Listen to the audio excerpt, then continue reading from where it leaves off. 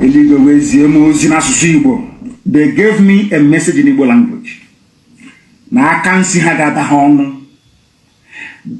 hand with which they tried to feed poison to others, they will put into their own mouth. It shall kill them. Fellow Biafrans, lovers of freedom, seekers of justice, my good people all over Nigeria, my good people all over the world, those who believe and fight for good causes, those who believe and stand for what they believe in, those who have convictions and they work it out, they stand for it, work it out, irrespective of pressures from everywhere. I greet you all.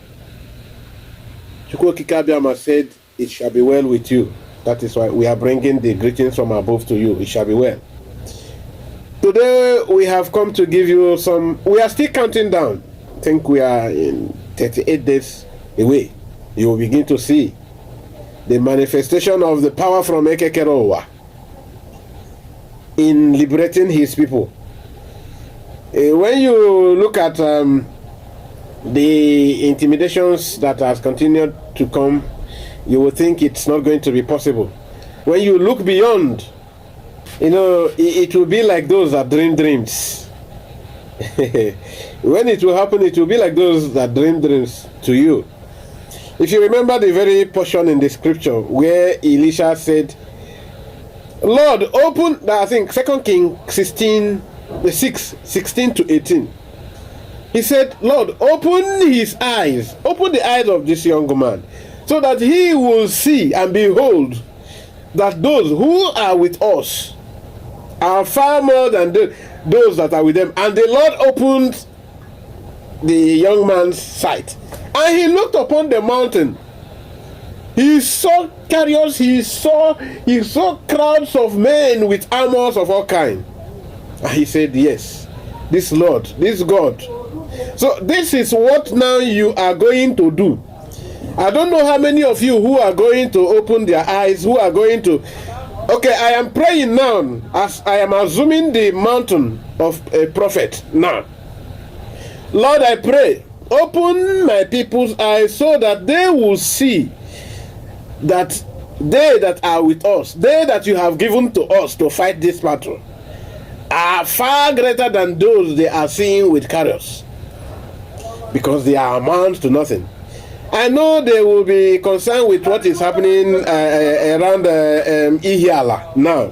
They see the militarization, they see the intimidation, the destruction, the arsenal going on there in Anambra State. They are thinking that it is not going to be possible with what they are seeing. But if their eyes can be opened wider to see the kind of carriers that you have released for us, the kind of international alignments that has been in place, that are now some negotiations ongoing, if they can see those who are even hungry to, since that Britain and their allies are already holding Nigeria, they know they can't have access to us here. So they now are thinking the easier way for them to have relationship with African strong, unique creatures. We, Omochukwu Kikabiama, they now deem it necessary for them to align with us now that we have need for them. So a lot of them are coming in on their own. We are going to some people, some are coming to us. If your eye will be open to these realities, you know, it will look like bluffing. But I pray, like Elisha prayed in the book of 2 Kings 16 to 18. If you pray along with me and believe, your eye will be open, and you will see that they that are with us are greater. Now there is a spirit of confusion that is coming. If you are following the development in Nigerian politics now, there is spirit of confusion that is coming. That is why you must join me. I am going to take to Wike's song. Tinyere ho bagara, tinyere ho bagara, tinyere ho bagara, tinyere ho bagara. Eze Jesus, tinyere ho bagara, tinyere ha ọgbaghara. Eze Jesus tinyere ha ọgbaghara, tinyere ha ọgbaghara. Now, if you are following the development within these last 2 weeks, you will see that he that is with us is greater than he that is with them in the world. Now you can see the kind of killings, political killing, anti-party, inter-party killings. You can see how there is serious battle amongst party lines and intra-party battles also. Just yesterday, Haja Najatu Mohammed resigned from being Tinubu's campaign DG. It did not stop there. Now, she exposed a lot of things, which includes what everybody already know, what we have already known, what we've already always known about Tinubu and his running mate, Kashim Shettima. You can see that it is happening in a time close to our timing, our period when we told you that Chukwu Okike Abiama is going to liberate us. Now, she said that amongst all these people coming, that she was convinced by someone to join Tinubu's campaign team. Now, the person that convinced her knew that Tinubu is a strong man. That means Tinubu should have the ability to confront those people that have been behind terrorism, if not for corruptions, at least those behind the terrorism in the country. Now, this woman now confessed, Mrs. Haja Najatu Mohammed said that when she refused, she demanded that she get convinced that she cannot just become a member of the campaign team just like that and become the DG. She needed to be convinced, what do you have on ground, Tinubu? When Tinubu told her to her front that she has nothing, that he has nothing, no. That means he is only banking on the fact that it is his turn. It is his turn to become president. His colleagues, old papas, all the grandpas, have benefited have had their own cut of the cake. So it is his time. Now, Tinubu demanded that Haja supply him with one. Now, as she supplied, she now demanded to know how Tinubu can fight the terror and those behind terror. Now, Tinubu told her straight, without trying to be pretentious, that he is confiding in her that he has no plans, because anybody who will fight the corruption and terror and the sponsors of terror all these years in Nigeria, that the person will have to be stepping on toes. So that is, the person need to be more rugged than him, Tinubu. In fact, Tinubu don't even see that person existing anywhere, not amongst them now campaigning, contesting. So that goes to clear a lot of issues. Why Peter Obi, when he tells you all the good economic ideologies that he's selling, he has nothing, just like Atiku. He has no plans of stepping on any toes. If he has, Obasanjo and IBB should not be his sponsors. And that is why Peter Obi will never anywhere, just like Atiku, like neither will Kwankwaso anyways, we are not calling him. Because these people knew they cannot succeed if they fight the problem of Nigeria. What economic gain are you going to make when there is no security? What economic progress or success are you going to make when the sponsors of terror will still be allowed to do their normal business? What economic activity are you going to proffer? Economic solution are you going to proffer when the sponsors of the terror in the land, you know them, and you have not even in any way demonstrated that you can fight them, and you are actually never going to fight them because they are stronger than the state and the government itself. So is that not a clear deceit? Don't you think that this woman coming in this injury time to confess this tells you that Ekekerewa is with us? It is only the fly that signed undertaking that it must be on deaf ear that will follow the corpse to the grave. Also, ijiji nke ijiji kwegoro onwe nkwa na ijiji ntị ike na-eso ụzọ a na mmụọ. Now, as we drift away from that, I cannot drift away from that just like that, but let me touch other areas. Are you up to date? Have you heard that Atiku might be replaced by Nyesom Wike? Wike's camp, the G5 are already rejoicing. They are popping champagne because Atiku Abubakar might be discredited within the next 14 days from the race. He might be disqualified. Following the revelation from what do you call him? I can't remember his name again. Okay, I mean the APC stalwart, who is still an active appointee of the current government, incumbent. He used to be my friend before. What do you call him? A barrister. And now again, it's Michael Achimugo. Michael Achimugo is here with evidence. That's formal aid to Atiku Abubakar.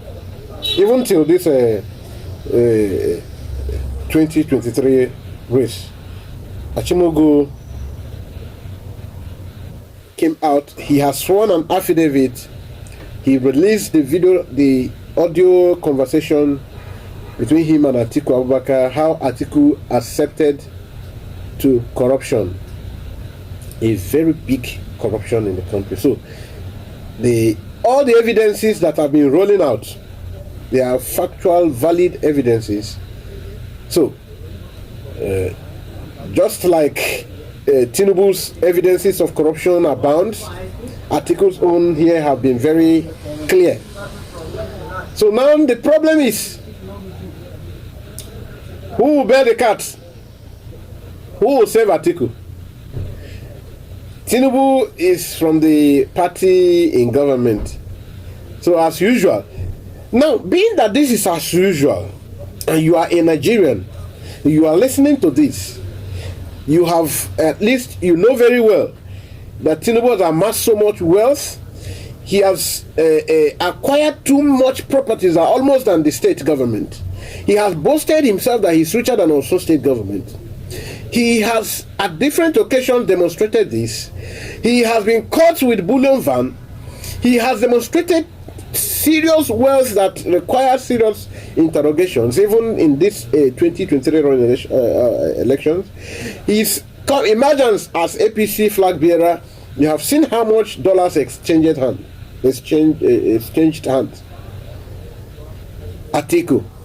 Atiku's cases of corruption also abound. But here are evidences from the presidency, the ones that is coming from the presidency, the one that is coming directly from Achimugo, the whistleblower. So, and these ones are now too obvious, too open, that INEC might be dropping Atiku Abubakar in the coming week. So Tinubu, what do you call him? Wike, Nyesom Wike is smiling home.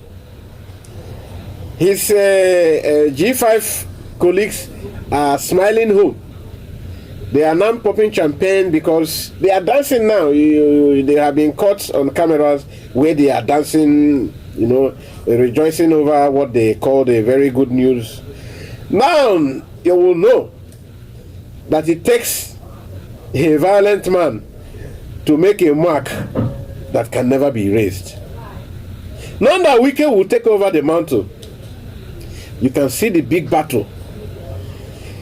Tinyere Hobagara, Tinyere Hobagara, Tinyere Hobagara, Tinyere Hobagara, Eze Jesus, Tinyere Hobagara, Tinyere Hobagara.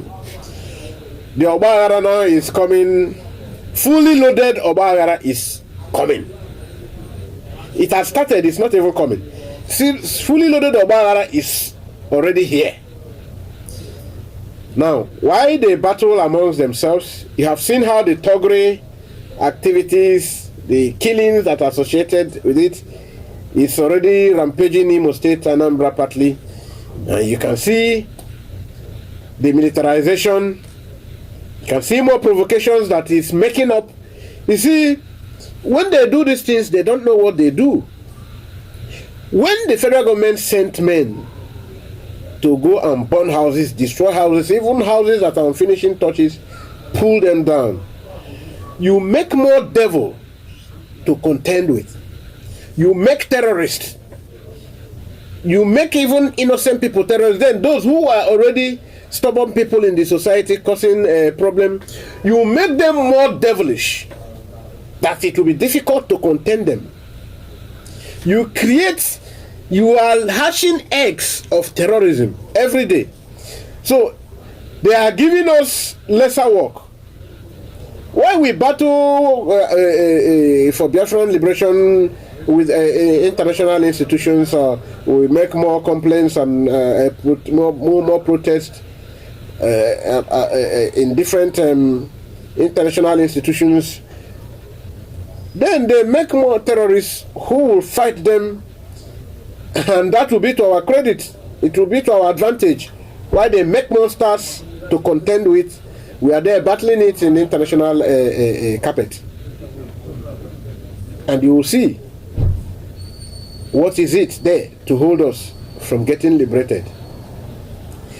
As we are talking about this, Keyemo, while Keyemo is still wrestling to deprive Atiku Abubakar and even push him behind bars with a particular whistleblower, somebody is here.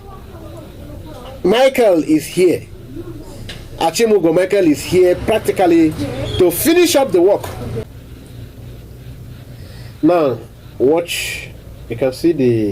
Mike. Yes, sir. How can you ask me what is LTV?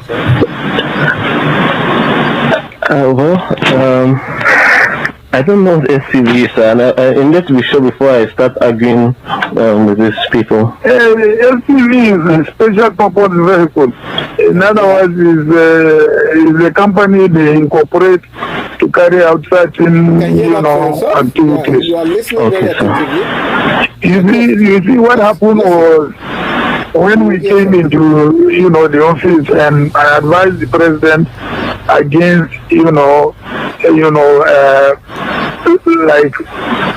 open corruption. Yes, sir. I told him, I said, give me 3 people you trust. Yes, sir. And I will prepare 3 companies for which they will be the subscribers, or rather the directors. Okay, sir. So that, if there is any contract that we give, they will act like consultants, yeah. And then they are giving a fee. Yes, and that fee is what we now use, to fund the party instead of, engaging open. So he gave me the names of Fashawe, Andy Uba, and the late, this guy, from Borno State. All right, Mr. Chimugo, now let's get this out of the way. What motivated you to take on your former boss in the way you have done? Well, there's basically been two reasons which I have repeated over and over on social media. And first is that young persons like myself who serve politicians should never again be taken for granted. Secondly, to warn Nigerians, educate them before the elections to prevent them from making the greatest mistake ever. If Nigerians think that they've seen corruption before, let them wait until they make the mistake of putting the Atiku family into office. All right. Can you tell us more about how you came in contact with former Vice President Atiku Abubakar? Yeah. In 2017, he had seen the trailer of a TV show I was hosting at the time. He liked it and had his principal staff officer, Abdullah Yako, God rest his soul, replied to an email from me inviting me to his house along with my team. We met with him on the 1st of August, 2017, and then a relationship ensued from there. All right, so before then, you had never met former Vice President Atiku Abubakar? Before 1st of August 2017, no. All right. So what kind of relationship did you have with him? Because some people are doubting if you were really his former aide.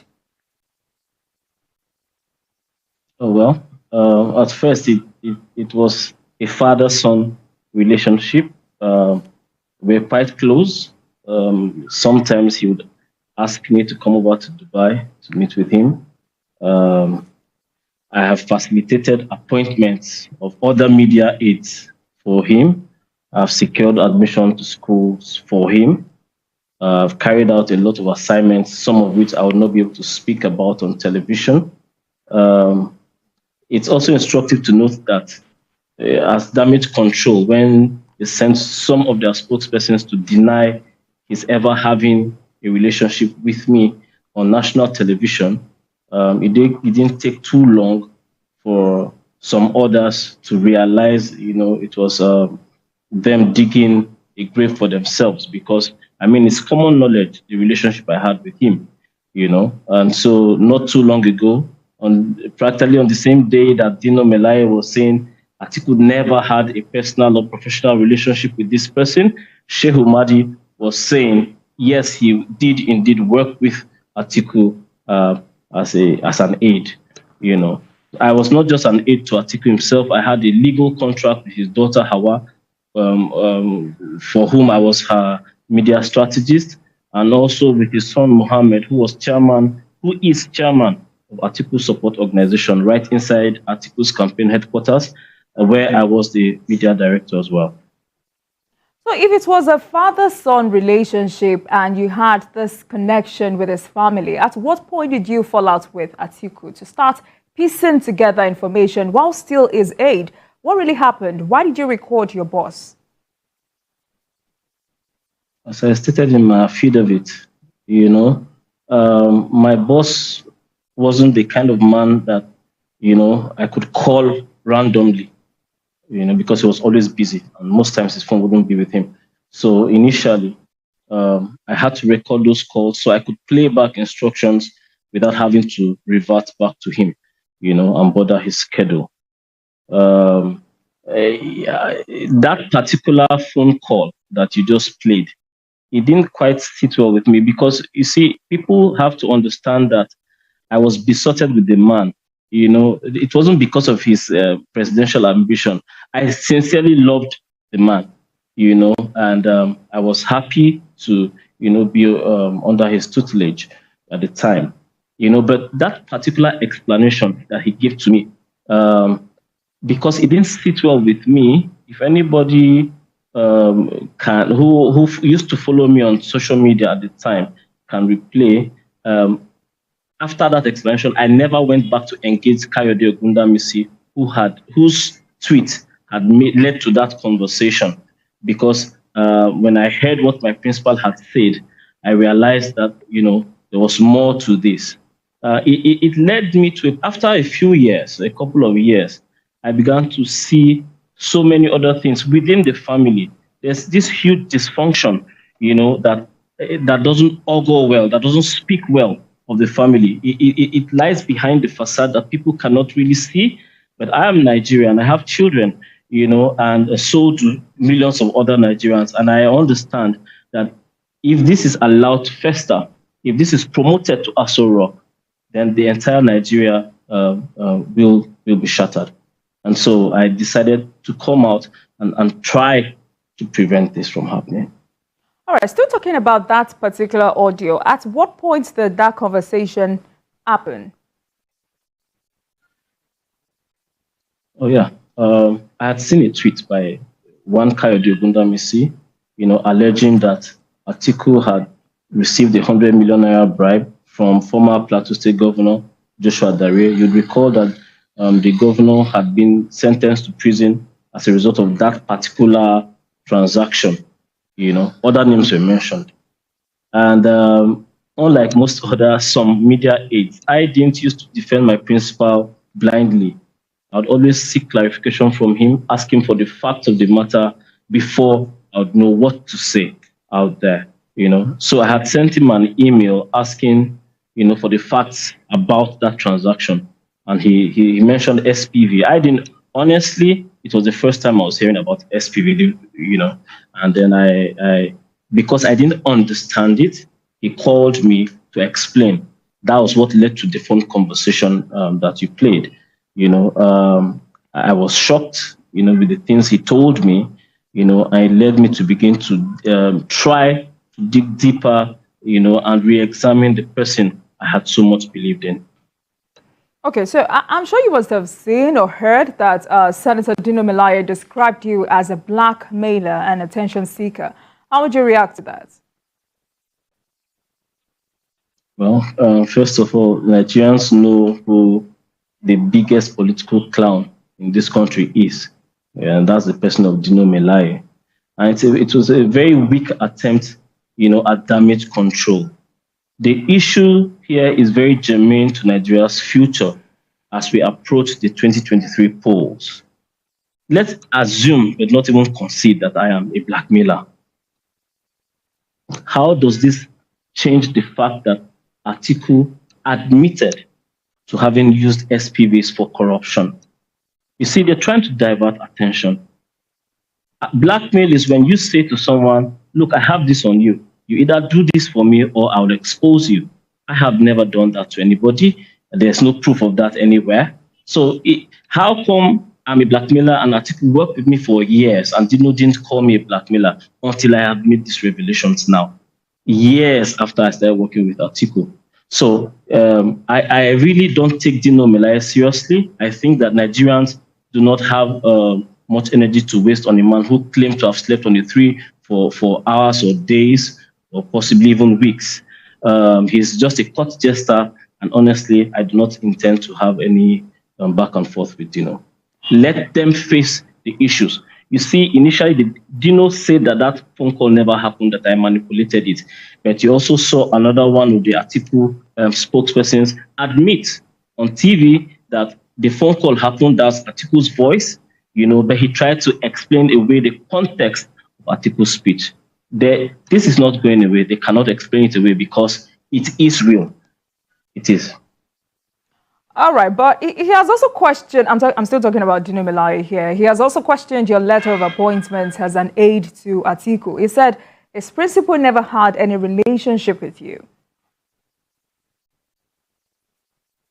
Well, Sheikh Umadi, also another close Atiku ally and associate, also spoke on TV and affirmed that I worked as an aide to Atiku.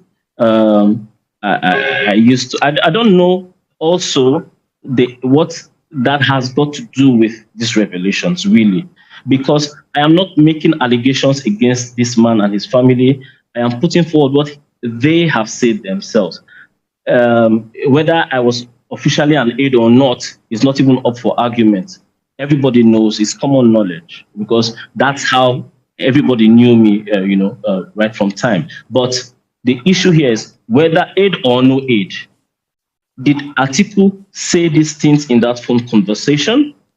Once you authenticate that phone call, that it actually did happen, then there is a case against this person. Nigerians ought to begin to ask themselves, is such a person fit to be president of this country? That is the only issue that matters. That is the only thing I'm willing to discuss. What Dino says is of no importance to me. It's just a political job after all. But Mr. Achimogu, do you have any documents to prove that you were indeed an aide to Atiku Abubakar? When Atiku began to prepare to run this election, he set up a technical committee for his 2023 election, headed by Raymond Dupesi of AIT. I received an official letter of appointment in the media arm of that committee. I also received a letter of appointment from Atiku's son Mohammed as Director of Media for Atiku Support Organization. I have had an office domiciled right inside the headquarters of the Atiku Campaign Organization. And if you remember my first video, I didn't only describe myself as an aide, I also said I was a facilitator. And everybody seems to be skipping that part as well. I have provided proof that I was actually, an official appointment. I've provided proof that I resigned by myself in January of 2022, about a year ago, from the Atiku political structure, after which I became, media consultant to Professor Kingsley Moghalu. So this is not up for argument. All right, I know you tried to touch on this earlier, but there is another accusation. Dino accused you of using fake technology known as artificial intelligence for the voice note you released. So can you go to great lengths to prove that it is not fake? People's Gazette have never contacted me up to this moment, but I did read their report where they say that their voice recognition experts had authenticated that call before, they put out their story. Secondly, I saw an affidavit of fact.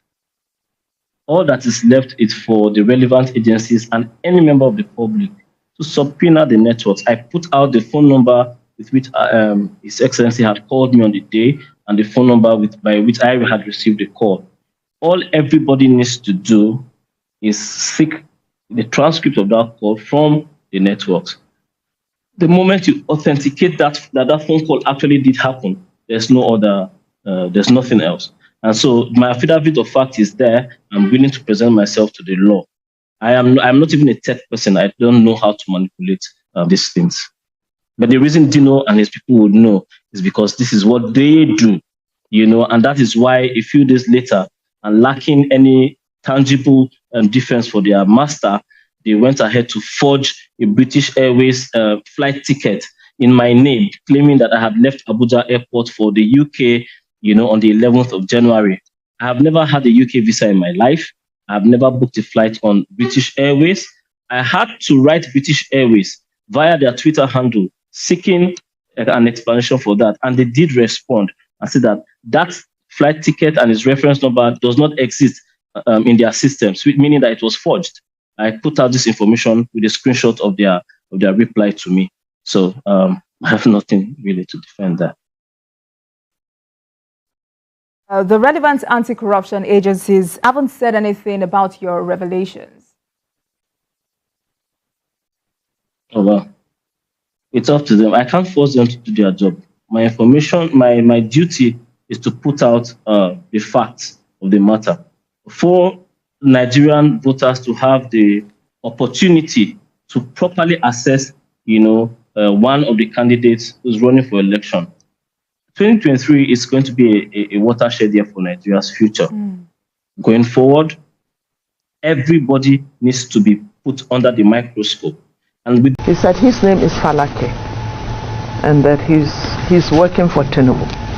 That he wants me to be a director in the civil society organization, and I told him point blank that I don't want to be part of it. Then he started to plead with me to please accept it. I said no, I don't want to accept it, because I've never sat with Tinubu to tell me what he has for us in the country general, and particularly the North. He said, please, madam. He started to beg me. I said, don't embarrass me because I don't want to be arrogant. When people start to say in the name of God, do this, then you feel bad to say no. So I gave him a condition. He said the names will be out the next day. And he wants my name to be out as the director. I said, no, I can't accept that. Then after all the plea, I said, okay, let me meet you halfway. If I sit with Asiwaju and I'm not comfortable with what he says he has for the North, then I have a right to opt out. And Falake said, yes, it's okay. So if you notice, when the names came out, it's the only directorate, which there were 2 directors, was the directorate they put me, the civil service, the civil, the civil society organizations. There were 2. I was made a co-director. That night, I got around 11 p.m. I started to get phone calls. Normally, I don't pick my calls at night. But then I saw a message saying that Asiwaju wants to talk to you. Around 11 p.m. So I gave them a reply. I'm waiting. Immediately they saw my text, they called me back. And Asiwaju called me. He says, Hajia. I said, sir. He said, I respect your stance on not accepting the appointment. I said, yes, sir. Because I can't be a zombie. I just can't follow you because you said I should follow you. Let me know what you have for us up north. Because if I made a mistake on Buhari, with you, the truth is written on the horizon. So I have to know what you have for us. He said he's in London, that if I can, I should go over. He offered to buy me a ticket. I said, no, sir, I can afford a ticket. And then he said, can I get a hotel for you? I said, yes, that I will appreciate. I took the next Lufthansa to London. I saw him that same night, and we sat. And I said, sir, the reason why I'm not accepting your appointment is because I don't know what you have for us up north. Because in the north, every single person is either waiting to be killed or kidnapped. We can't go on like this. What is your blueprint for us? He told me that he doesn't have anything for us. I said, you mean, sir, you don't have a blueprint? He said, I can't have a blueprint because if I have a blueprint, I'll be stepping on too many toes and they might even kill me. This was what he said. I said, but sir, how can you rule without a blueprint? He said, I will only make a blueprint after winning the elections. I said, there will be a lot of detractions after winning the elections. You have to keep your eyes on the ball. He said, well, you know what? If you have anything you want me to put in my manifesto, then please bring it. I told him that I have an elders. We have a network for national salvation. I have our elder. I'll go meet him in Paris the next day. The next day, I left for Paris. I didn't get to see him, but we came back to London. We sat, and we already had a template. So he gave me something. We took something about the Almajiri, because the Almajiri is really a menace to us up north. They have been used as cannon fodder. And when you have able-bodied men that are doing nothing, in their millions, you will always get a problem. I told him about that. I wrote about that. I wrote about agriculture. I wrote about security and so many other things. Till date, I have not been allowed to see Asiwaju. Is that good and responsible people do not offer themselves to go into politics. I just saw one thing about Baba Ahmed, and he broke down because he said he has never been insulted. It's part of the problem. If you cannot take the hit, you have to leave the kitchen. And you see there is so much hypocrisy with Nigerians when it comes to the question of religion, the manipulation of religion. When you say you are a Christian And you know that Jesus alayhi salam fought corruption. He fought injustice. He fought to the extent that they looked and tried and did everything to take his life. But you say you are a material. He was spiritual. He didn't have a house. He didn't have anything. Okay. But you say you go to God. We prayed unto God, but you go to him with lies and hypocrisy. The same applies to our Muslim brethren. They go to God with lies. So there is this manipulation of religion, Okay. this manipulation of tribe, but up there is no difference between them. There is no difference between a Muslim thief, a Christian thief, an atheist thief. And then I keep telling them, when they see, because of deception, they see crime and criminality through a prism of tribe and religion. That is deceptive. Because what difference does it make to the victim that was killed or is killed by IPOP? What difference does it make if an Igbo man kills a Hausa man or a Hausa man kills an Igbo? Does it make any difference to the victim? No. But these things are trivialized. They are manipulated because most of our leaders are themselves criminals. And they don't want people to know. Even our clerics, both Muslims and Christians, I have seen them. Okay. For instance, I have seen clerics talking about Muslim ticket and why it is a jihad. Oh, that is criminal. Because in Islam, let us make it very clear, it is an injunction. The first law made by God in the Quran is when he created the heavens and the earth. He said he sat on his throne and made the first law. The first law is that he has denied himself the right to oppress. Even before he created his creatures. And I have denied, said God, the right for anyone to oppress the other. And then our prophet also said that the rule of an atheist, a just atheist, is better than an unjust Muslim. But our clerics were paid to say that Muslim ticket is the best, and so that means you are against that. Really. I am against it. We have a very, very serious problem. Nigeria is at the brink, especially as it concerns security. You must have an enabling environment in order to do anything. So you cannot take someone that is virtually senile and another person that has been associated on several occasions with funding terrorism. That is Kasim Shatima. Kashim Shatima, we should not forget Kabiru Sokoto. Kabiru Sokoto was one of the most wanted terrorists, and he was found and arrested in his house. Let us understand and let us not forget, this terrorism, this banditry, this carnage is not just happening by mistake. It's a multi-billion-dollar industry. A multi-billion dollar industry because it takes a lot of money on defense budget. It has a lot to do with the sale of drugs. It has a lot to do with mining and illegal bunkering and illegal and illicit mining.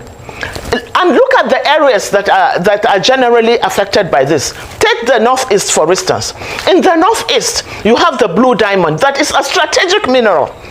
You have oil at the Chad Basin that is being explored right now, but illegally.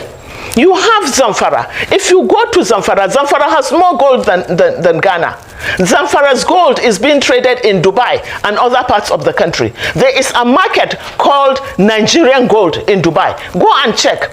So who is doing this mining? Most times they are the governors, the people in power. They are the ones doing it in connivance.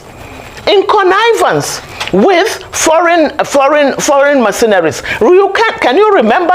Have we forgotten when they said there is a no-fly zone in Zamfara? Why should there be a no-fly zone? There isn't even an airport in Zamfara, but aircrafts land and they take off from Zamfara. And let me tell you something else. In Zamfara, every container that comes from China ends up in Zamfara. You know why? Because in Zamfara, the soil in Zamfara has all the strategic minerals that you can think of. So when the containers come in from China, they land they end in Zamfara, and a bag of Zamfara soil is today sold at 5,000. So they need to displace the people to allow them to continue with their mining. I mean, it's multifaceted. And these are people that one has been severally accused of harboring terrorists, even recently. And why? Let us ask, why should Shatima be visiting, along with his governor, be visiting and making a solidarity with a police officer that was being tried for drug trafficking? Why? So you begin to put these things together and you begin to understand why Nigerians must retrieve their country. We can't allow this thing to happen. Very heavy statements and things you've said just now, Hajia. Now, you can still hear what she said about Kashim Shettima. All these accusations, all these things you've called accusations all along, some people have taken as accusations. Kashim Shettima is a confirmed terrorist sponsor. In fact, he's one of the biggest sponsors of terrorism in Nigeria. They sponsor terror like they sponsor. You know, when you continue allowing deceit, you will never get out of your situation, because their biggest instrument is deceit. The West taught them the instrument of deceit as the access to power. They deceive you, you allow the deceit. That's why it will affect you. He has been caught on camera severally with terrorists. The other one, this man, they call Kabiru Sokoto. Last time, who was arrested? He was arrested in his house, in Kashim Shettima's house. Kabiru was arrested in Kashim Shettima's house. You can see Shettima defending the terrorist drug police officer inspector, Abakari. The Yahoo police celebrity of Nigerian government. You see the kind of people that Nigerian government celebrate. The celebrity cop, super cop, that Nigerian government have refused to repatriate to send to America for execution. He is still serving. He is also having drug deals cases also. There is no area you will not have them wanting. Kashim has a connection. So the way he defended is still defending the celebrity Yahoo super cop Abakari. You can see that he also might have drug involvement. If you trace very well, you will see he has involvement. How the investigation into that matter was discontinued, because it was already leading to many people in government and many people you call the elite. A lot of them are involved. That's why they stopped the investigation, because it was about causing too much smoke, that the fire can't be quenched. It was about swallowing them. That's why we say we can't be in a country like this. We can't be in a country where the only thing that is celebrated is evil. Good people are sought after for elimination.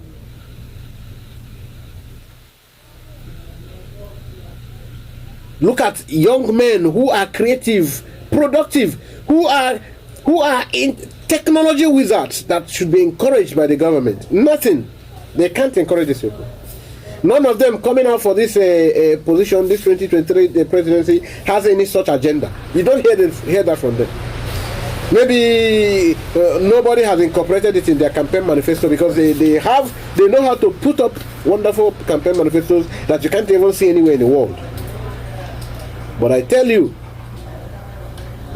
Biafra is here. Because very soon, somebody in PDP is already trying to bring out all the evidences of Tinubu's evil or corruption involvement. Even though many of Tinubu's cases are open to the air. But someone wants to still start making cases. So if the two of them are disqualified, that means two brothers, Amechi and Wike, will be there in the race. Will be there. So the two, you will see big destructions. And I tell you, why they engage themselves in very fierce battle, you see Biafra walking on a way paved by heaven itself. We will be walking majestically on our way into freedom. So, my good people of Biafra, my good supporters of good cause, all seekers of justice, I want you to go home with gladness because heaven has started the battle. We are going home. Huh? Heaven has started the battle. Go and rest your head. We are going home. Our freedom is sure. Our freedom is sure. We are counting days. We are counting days. Why we'll do that we can as human. Heaven is already paving the way, making it easier. They will keep on engaging themselves. And you will see why we'll say it is going to be easier when Onyendu is even caught. It will even be easier. Why Onyendu told you it will even be easier? That if they have anything to do with it, our Onyendu is there languishing. It's languishing. Some of the people you call, that you say they are with you, are busy campaigning for a country, election into a country, or for a country where lives does not matter, where only the ruling class enjoy the goodness of life, where the ruling class will keep deceiving you, where the people, the aged people who are close to their graves, takes the position of the youths who they say they keep deceiving you that they are the leaders of tomorrow. The next video I will give you, it will be very mind-boggling. You will see a person in the society, in the media, who brought out everything against even Peter Obio, against Atiku, against Tinubu, and all of them. He brought out things that you know, evidences of how none of these people is worth standing behind, queuing behind, campaigning for. Then when these people, you can't campaign for them, when none of them is worthy, because of the system, why do you think you want to remain in that kind of system? Thank you for today. Thank you for watching the video. Still see a little more things as it looks, but remember to share this video. Remember to share this video, subscribe and refer it to people. Bring us more subscribers, more make more recommendations for us so that you will keep having more good news. Thank you. The Living Truth Wednesday. Good understanding. Hey, look, a new subscriber.